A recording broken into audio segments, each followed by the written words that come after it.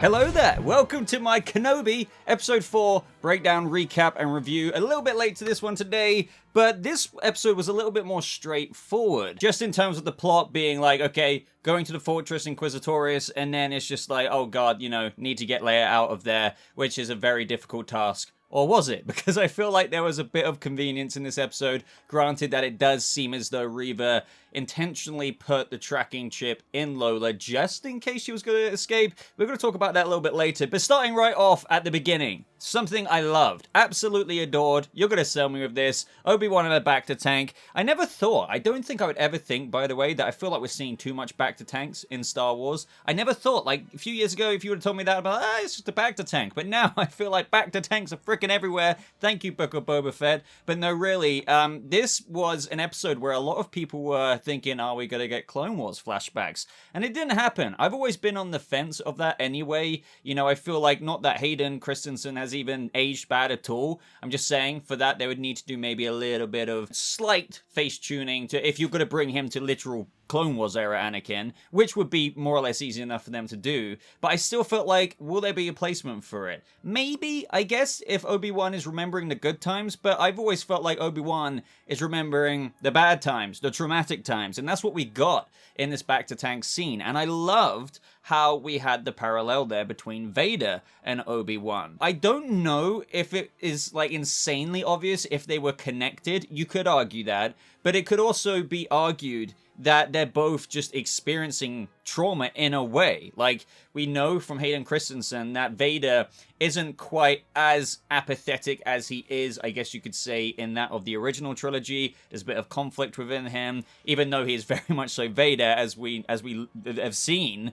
But I wonder if this is him also being frustrated, also reliving and just kind of, breathing in that anger at, like, getting Kenobi. And obviously for Kenobi, it was just like him being traumatized. Like, he literally just got his ass wiped by freaking Vader, burnt. You know what I mean? And I do want to bring up, how do you guys still feel about Vader letting Obi-Wan Kenobi get away at the end of last episode? Because I was debating that. I was kind of against, as much as I found a lot of that Vader stuff kick-ass. I don't know if I bought the whole fire thing. Oh, he was letting him get away. Would you really let him get away? Just to recap that very quickly, after 10 years of searching for him. Sure, you could argue after the blaster fire, there's some logic there for like, hey, if I find him later, I can find out whoever this is and possibly lead us to a rebel base. But then in this episode, with the bacta tank scene, he seems really angry and pissed. And then, let alone later, when he marches his ass into the conference room, I guess you could say, of the Fortress Inquisitorius, and he was just like, on it. So do you know what I mean? Do you see why now? I mean, to those who weren't with me at all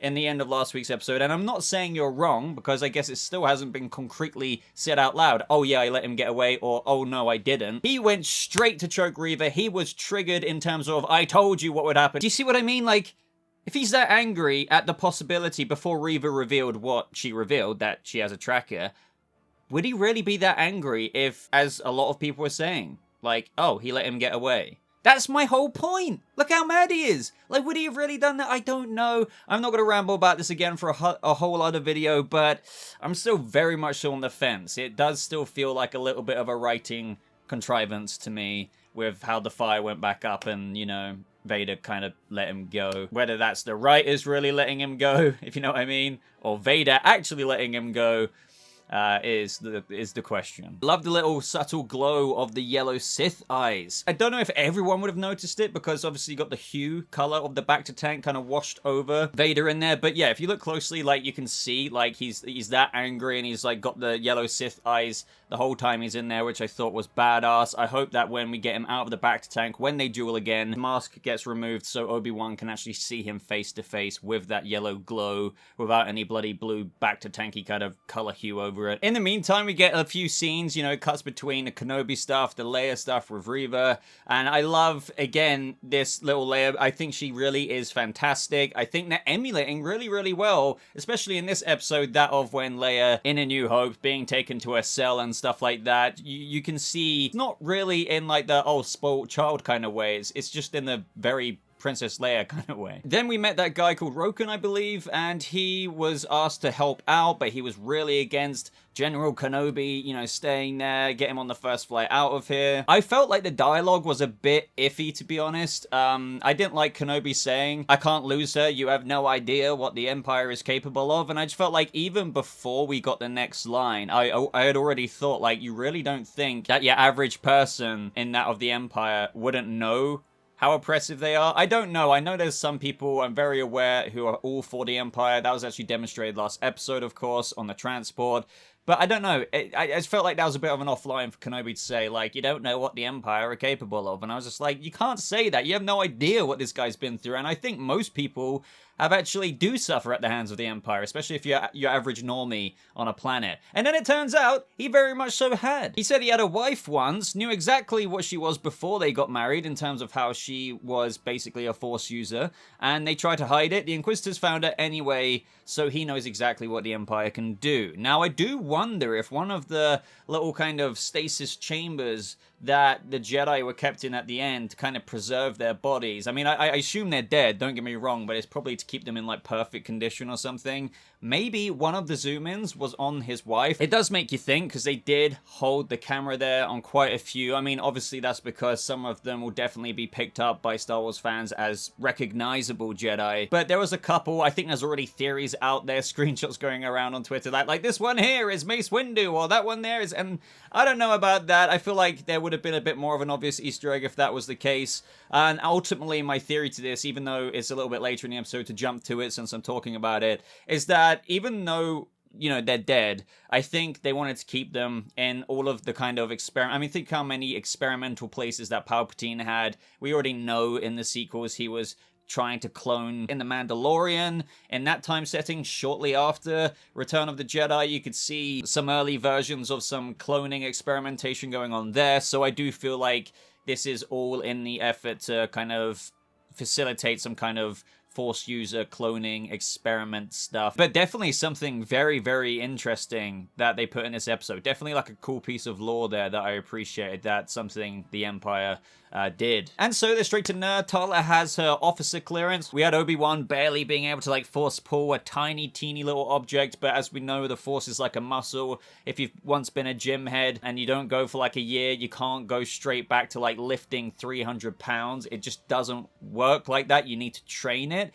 Literally. And I love that analogy for the Force, because Obi-Wan has cut himself off now for 10 years, more or less, and that's why he's, like, struggling with the weight. Albeit, I guess that it's like the equivalent of fast-tracking the gym in terms of getting your Force ability back, because, to be fair, Kenobi did withstand the pressure of that ocean trying to break in through the window for quite some time, so I suppose there is that. He went from not even being able to, like, force pull an object to being able to, like, do that when the time came, but I guess that could be fueled by the need there and then, but I guess which is it? Like, does it need to be trained back, or doesn't it? I'm kind of left wondering that a teeny bit. I do think fairly evidently they're trying to show that natural progression for Kenobi for that dual rematch, should I say, between Vader and him, like, you know, really contrasting where he was to where he will be up against, hopefully, Vader again by the end of this series. It will be on a little bit more of a level playing field, even though I am a bit apprehensive and concerned if enough time will go by for him to go up against Vader and best him, as per the quote in A New Hope, when I left you I was but the learner, now I am the master. Like, so that infers that Kenobi whips his ass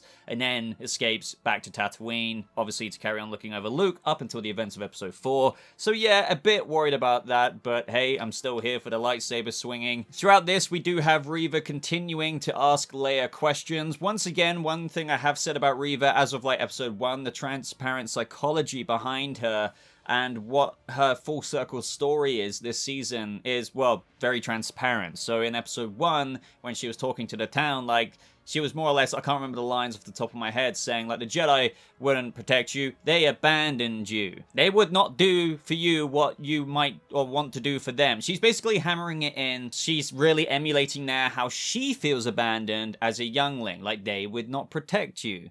she was not protected. They won't come back for you. It's all of that, if that makes sense. So she clung on to that because obviously Obi-Wan Kenobi put the message out for Jedi to not return back to the temple. Maybe she found that out. And this upcoming scene is what I mean by a bit too much convenience for me. That has nothing to do with Reva letting them get away so she can lead and kind of one-up Vader with the reward, saying, hey, I've not just brought you Kenobi, I brought you the whole base, like a little beginning faction of a Rebel Alliance. Do you know what I mean? I get that. But there's things like when their communicators, they speak through loudspeakers. And we kind of had her whispering in that room. And you literally even have scenes of that guy looking at her. I just feel like that's way too sussy. It's way too like, hey, what are you doing? Like, why are you whispering? The thing she's saying is very audible, hence raising the suspicion even more. And to top it all off, she actually did get noticed by someone, the commanding guy of that room, I suppose, called her out, and then she, like, basically beat him up and knocked him out, I guess, or maybe even killed him. But I really struggle to believe that nobody heard that. And my big issue with that is, and the reason why it's got nothing to do with Reva, because I highly doubt that Reva communicated to every single person in the Fortress Inquisitorius. By the way, you know, I think Kenobi's coming here, and we're going to let him get away, so if you see him here with somebody else undercover or whatever, just pretend that you don't notice. This is what I mean. I don't think she told anyone or everyone. Nobody else was in on it. Vader didn't even know. So these scenes were a bit too, as I said, on the nose for my taste, making the whole kind of rescue situation a lot harder to believe. And going by the fact that nobody else knew, and then when the alarms were going on later to just add more to the top of this, it's absolutely absurd that Leia was underneath the trench coat and you have the whole place on alert. Like, at this point, they know they're looking for an imposter. If you see that, what you're seeing on screen right now, please. Like, so again, you know, different standards for everyone. Other people might not mind this, but for me, you're asking way too much of my suspension of disbelief here. But hey, I'm still loving this at the same time. I love the callback to the Phantom Menace when Kenobi was swimming in there.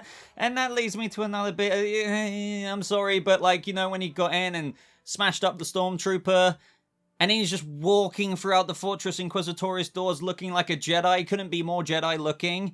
Why didn't you wear the Stormtrooper armor? I know, again, it's in real life reasons. Hey, we want Kenobi to look cool, so he's in his Jedi armor in the hallways, stuff like that. But I couldn't fathom why he wouldn't wear the Stormtrooper armor. This is where you kind of sacrifice quality for the rule of cool. Do you know what I mean? Again, you may disagree with me here. That's absolutely fine. You may love the rule of cool over some logical things. But again, it kind of makes me think, Kenobi, you're being pretty silly. Wear the Stormtrooper armor, you stand much more of a chance. As we continue with Reva and Leia, she's trying to do the Kylo Ren, reading the mind and stuff like that, but Leia's resisting. I love her snarkiness, as usual here. What is this, a staring contest? Again, more transparent psychology here of, you know, what we're gonna probably get revealed by Reva even more in an obvious dialogue situation, maybe in the finale, where she says, I know what it's like being alone. Kenobi is gone, but this is the highlight. The people you're trying to protect, they are not coming for you. We're on the same side here. And then underline this bit. These people, they'll leave you too, to die. Again, she just feels like she was one of the people left at the temple, and she was probably thinking at that age, why is nobody coming back? And maybe that's why she really wanted to go after Kenobi again, just to bring that point up earlier, because he is, after all, the one who sent that message out to say, don't come back. Whatever you do, do not come back. And she's probably thinking like, screw you, man, I could have been saved. This is when little Leia gets taken to a little torture device room where it reminds me of, again, Kylo Ren kind of torturing Rey. So this is when we get to the distraction, and Tala had the confidence to distract Reva. Now, this is what I mean by Reva's plan. I don't know if she was knowing that Kenobi was coming the whole time, because this is why I call a lot of this episode convenience, because I thought if I said that, some people would be like, well, clearly she knew the whole time that Kenobi was coming. But then there's dialogue in this conversation between Reva and Tala where she says, right, like, take her to interrogation, but like, if in the debrief, basically saying, like, if it gets proven that, you know, what she is saying is true, that she was undercover, then, you know, we'll release it. So it's like, that very dialogue there kind of discounts to me that she was expecting Kenobi to come here the whole time. Sure, she called out Tala thinking, unless, you know, you're a spy. I believe that.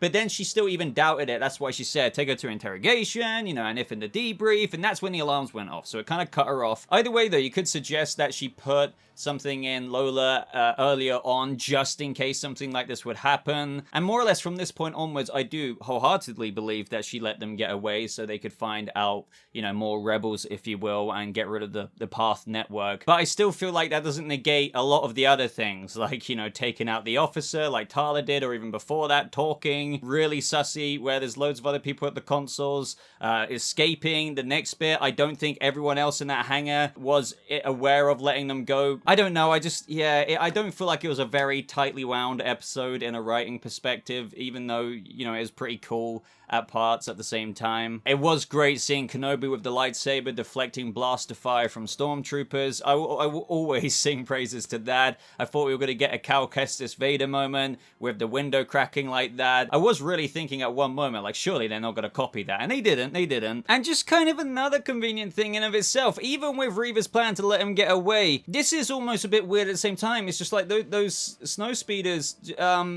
just happened to come at that time. So, like, let's just say they didn't. Reva was right behind them. And if her plan was to let them go the whole time with Lola's tracking, was she just gonna, like, walk really slowly to the hangar? Just being like, come on, where's their rescue? Come on, we're trying.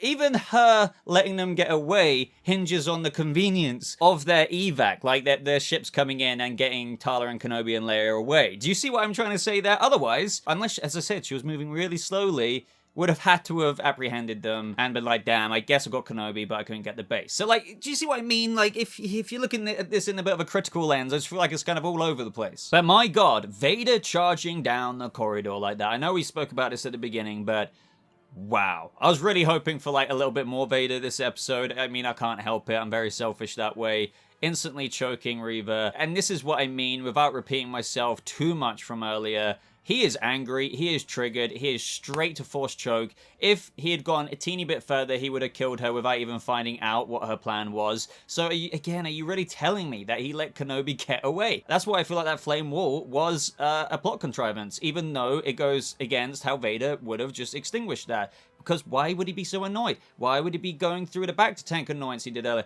It just doesn't make sense. Unless you're just saying that he regrets letting him get away and now he's just like really annoyed. Or even if you're saying that Vader did let Kenobi get away. And that he is this angry in this moment for Reva almost failing, or to his perspective, failing. Well, it almost makes Vader look like a bit of an idiot because it looks like he regrets his very decision to let Kenobi go. Do you see what I'm even saying there? I feel like no matter what, the end of episode 3, as badass as that interaction with Vader and Kenobi was, the ending part of it, I just don't think was the best decision to make. I don't know what else they would have done. I'm sure they could have come up with something, but I don't think that was it. And now it's making me think, how is Kenobi going to get away in that duel? Again, it stands to reason with what we know about Star Wars and the lines that Vader gets bested. But that's more or less the end of the episode. This is what I mean. A bit more of a straightforward episode. It does have so much Rule of Cool to it, and the reason why Rule of Cool is called the Rule of Cool is that, yes, maybe it sacrifices a bit of writing or, like, logic and cohesion and, you know, I guess some quality there, but it can also bring the very word that's in that saying, cool. Like, the entertainment and quality of cool. And I feel like a lot of this episode was that, and I was finding things very cool. It was awesome seeing Kenobi use his saber, save Leia and things like that, but I do feel like it was a bit sloppy, too sloppy for my tastes in certain areas. But let me know your thoughts about this episode down in the comments. Where do you think things are going to go after this? How do you think the duel is going to go down? I read, honestly, every single comment, so I'm dying to hear your theories. Like this video if you did enjoy it. I'd really appreciate that. Links, as always, are in the description down below. Check out some of my recent videos. Just did a breakdown on the Black Adam official trailer that came out today. But thank you so much for watching. I hope you all have a lovely rest of your day, and may the Force be with you always.